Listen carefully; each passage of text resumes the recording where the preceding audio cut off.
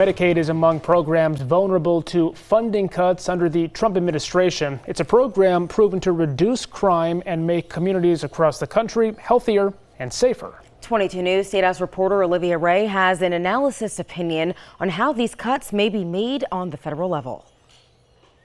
The federal government is looking to cut $880 billion in spending, and experts say it would not be possible without cutting Medicaid.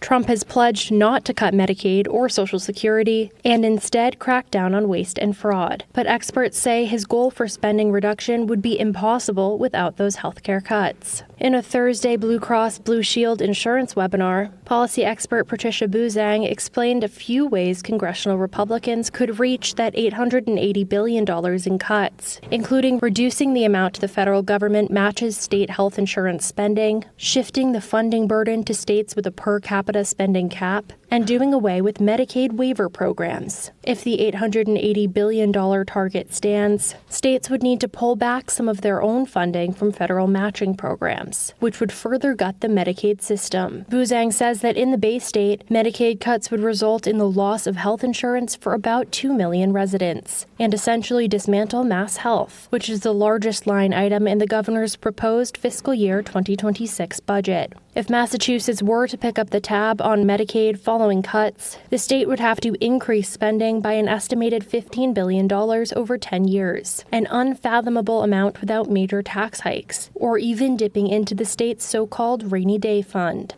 These potential major federal funding cuts are making creating the state budget more complicated than usual, and lawmakers are stuck in a holding pattern until more information comes out of the White House.